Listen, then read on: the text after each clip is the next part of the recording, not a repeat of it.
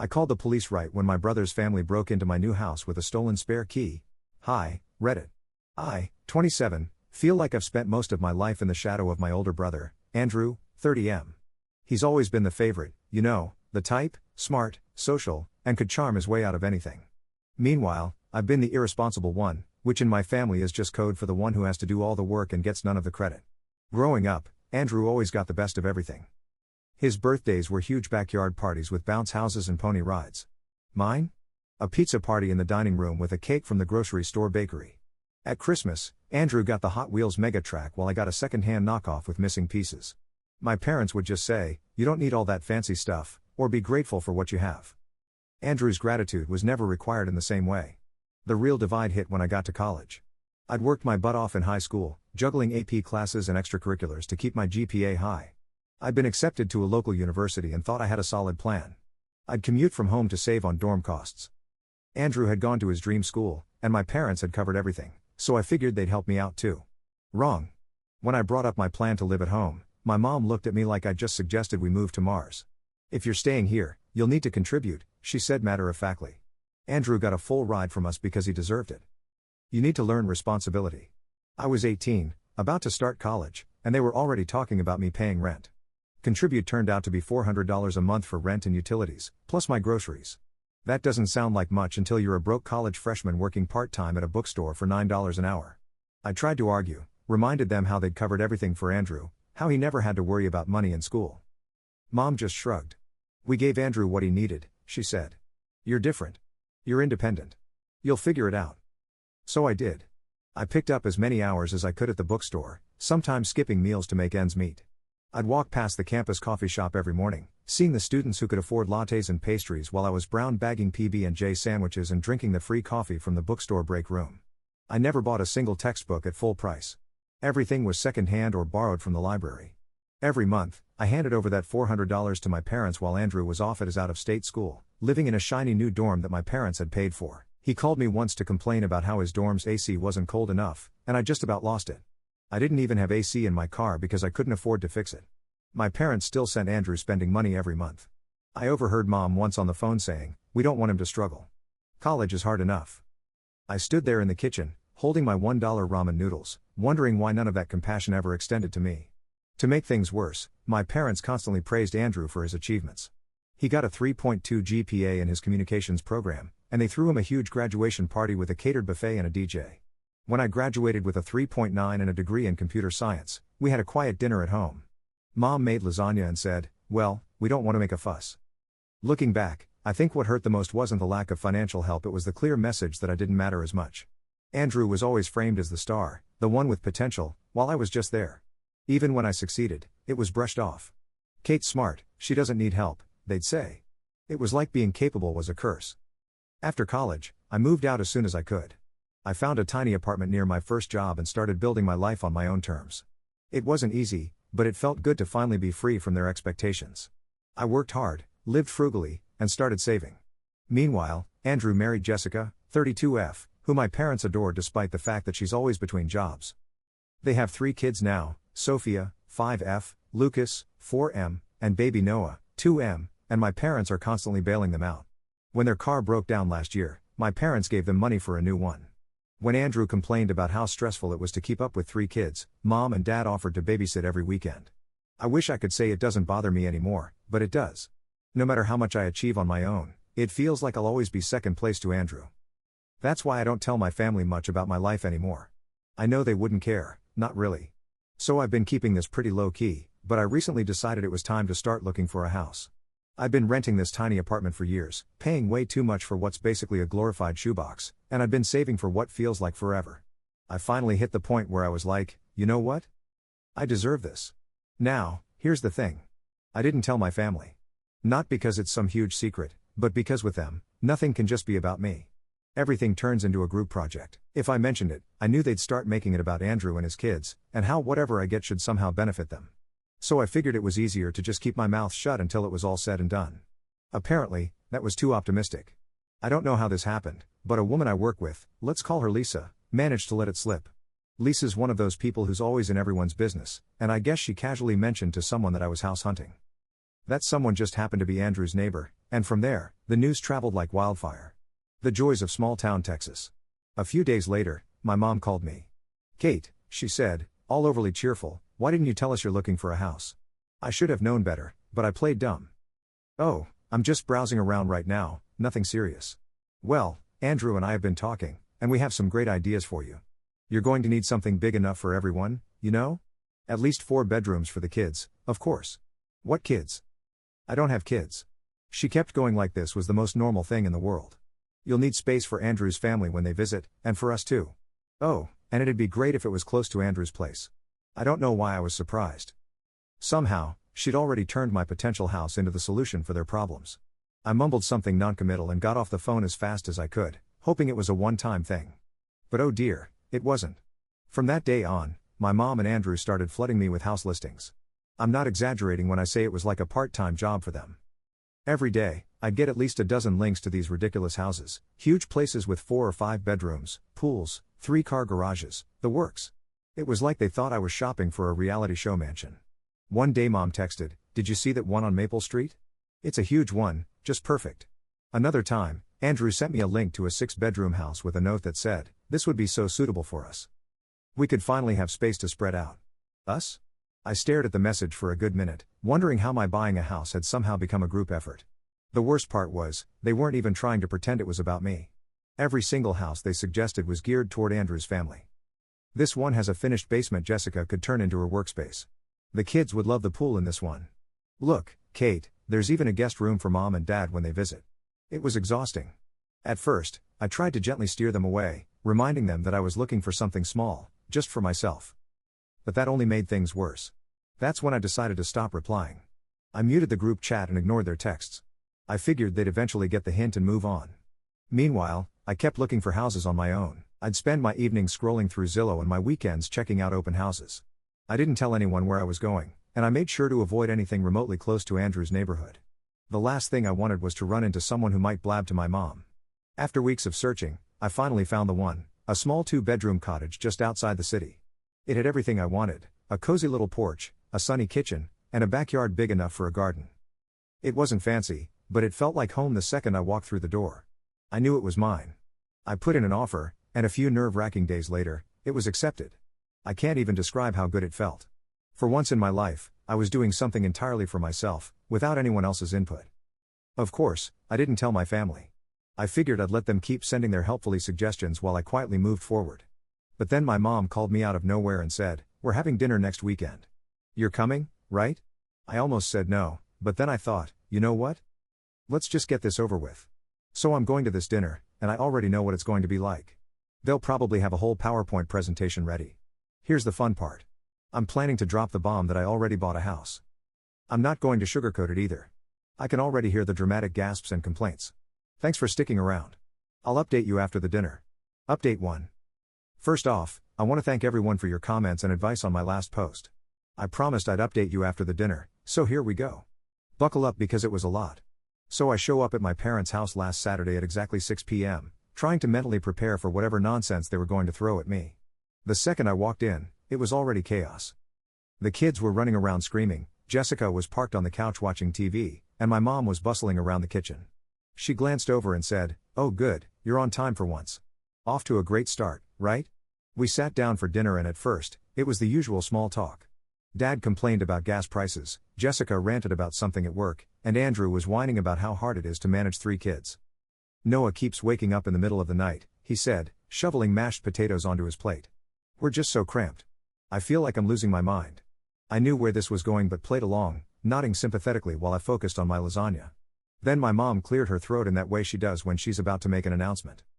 "Kate," she said with this over-the-top smile, "we've been talking, and we think we found the perfect house for you." I nearly choked on my water. Of course, they'd come armed with a plan. "Oh?" I said, keeping my voice as neutral as possible. "Yes." Andrew chimed in. "It's a beautiful place, and it's only a few blocks from us. It has 5 bedrooms, a huge yard for the kids, and even a guest suite." Mom jumped in before I could respond. "It's perfect for everyone. There's enough space for the kids to finally have their own rooms, and Jessica could even set up an office. Plus, it's in such a great neighborhood, close to good schools." I just stared at them, completely dumbfounded. They weren't even trying to pretend this was about me anymore. "So," Andrew said, smiling like this was a done deal. We can go see it tomorrow if you want. That's when I decided I'd had enough. Actually, I said, putting down my fork, I already bought a house. The room went dead silent. Even the kids stopped making noise. What? Mom said, her voice sharp. I bought a house, I repeated. It's a small 2-bedroom cottage just outside the city. It's perfect for me. For a second, I thought maybe they'd be happy for me. Then Mom's face turned red, and Andrew's jaw practically hit the floor. A cottage? Andrew finally said, his tone dripping with disbelief. How are we supposed to fit in a cottage? You're not, I said, because it's my house. I bought it for me. Mom jumped in before Andrew could respond.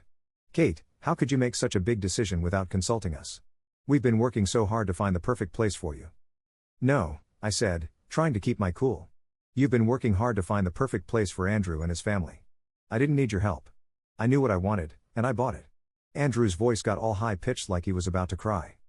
But we need this, Kate. Do you know how hard it is for us in that tiny apartment? The kids have to share a room, and Noah's crib is in our bedroom. It's not fair to them. I took a deep breath, trying not to lose it. That's not my problem, Andrew. I've worked hard to get to this point, and I'm not giving up my dream house to fix your situation. That's when Dad decided to chime in.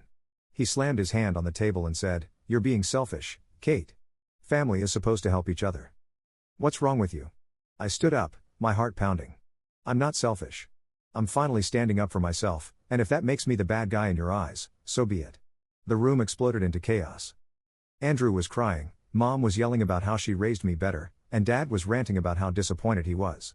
Jessica just sat there, shoving food into her mouth like none of this was happening. I grabbed my purse and headed for the door. Mom followed me, shouting, You can't just walk away from your family like this.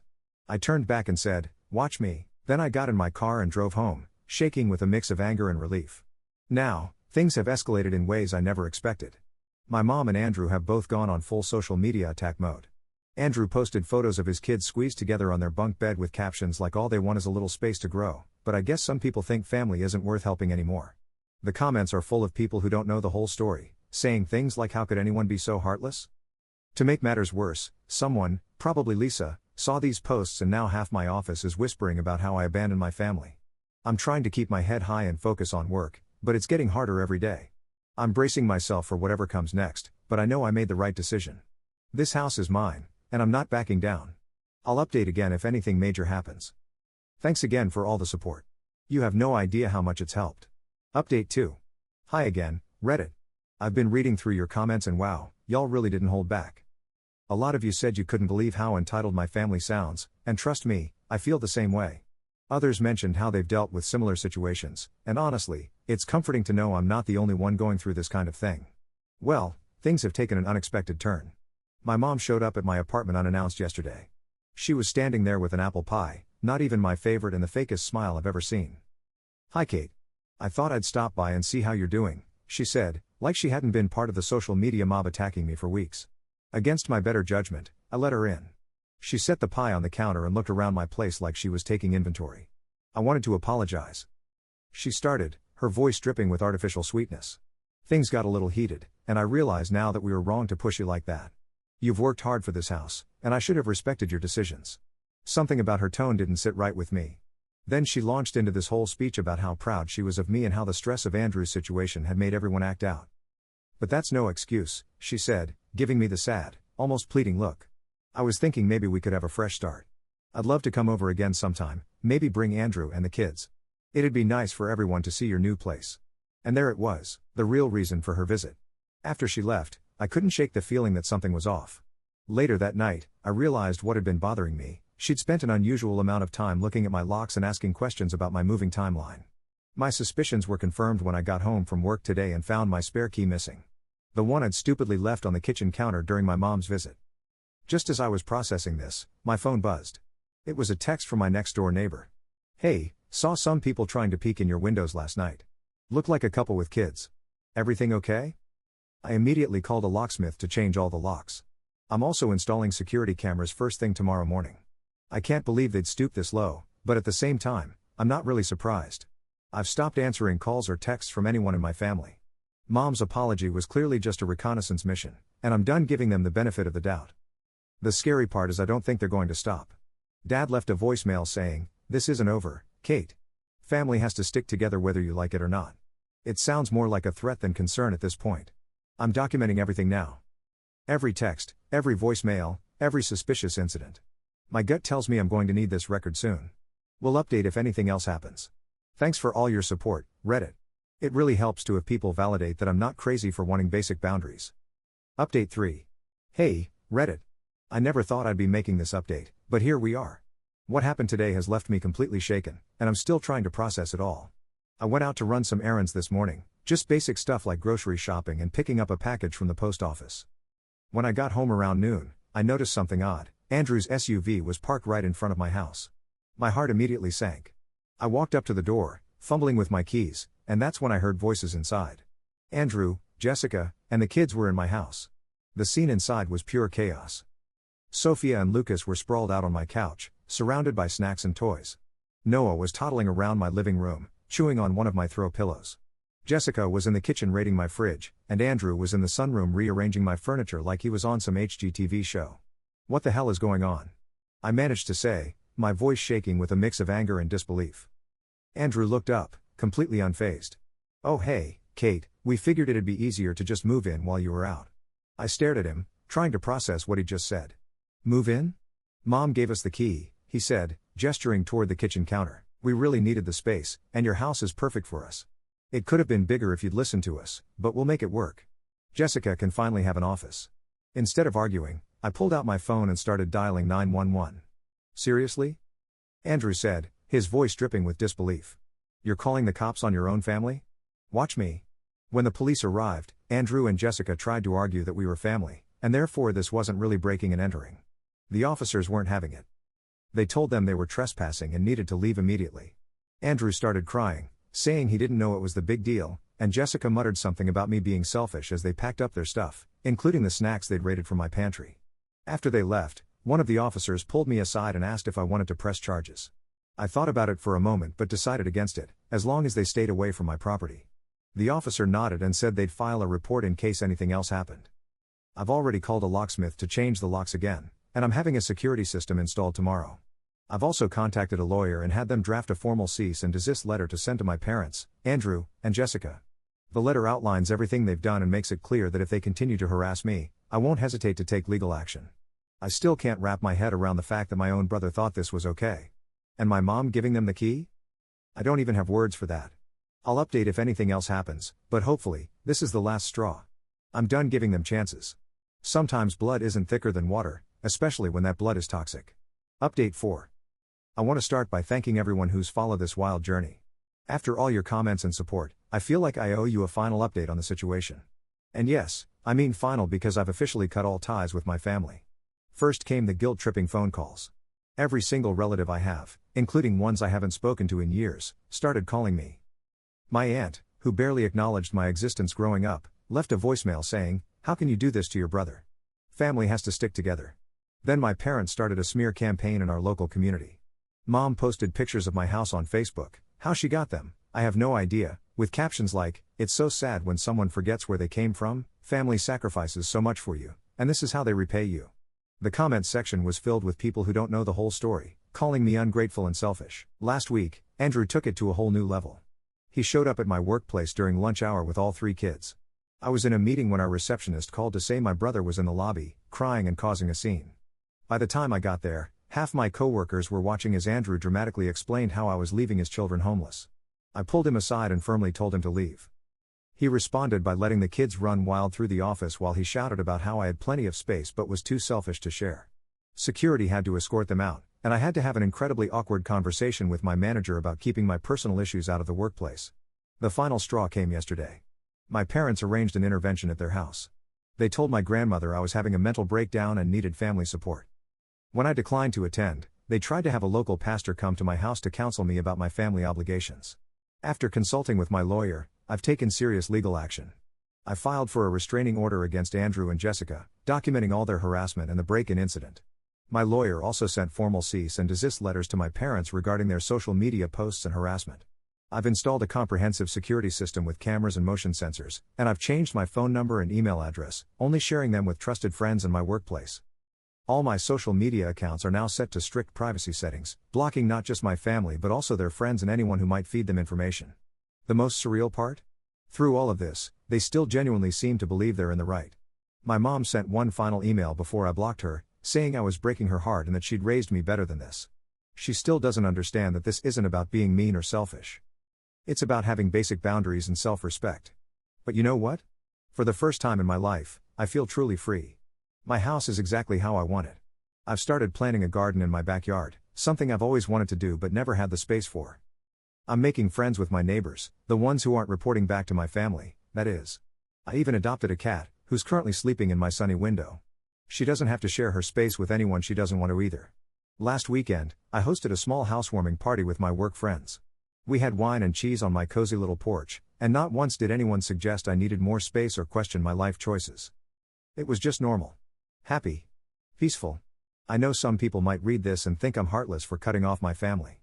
But after 27 years of being treated like a backup plan, an ATM, and a solution to everyone else's problems, I'm finally putting myself first. Sometimes the healthiest thing you can do is recognize that family isn't just about blood, it's about respect, boundaries, and mutual support.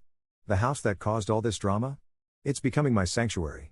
Every morning when I wake up in my house, decorated exactly how I want it, with no one's expectations to meet but my own, I know I made the right choice. To everyone on Reddit who supported me through this journey, thank you. Your comments, advice, and shared experiences helped me stay strong when I was doubting myself. To those who shared similar stories, you helped me realize I wasn't alone or crazy for wanting basic boundaries. And to those who are currently dealing with similar family situations, stay strong. You deserve to live your life on your own terms. I probably won't be updating this story anymore, partly because I've blocked all contact with my family, and partly because I'm ready to move on with my life. But I'll still be around Reddit, hopefully helping others who find themselves in similar situations. Thank you all again.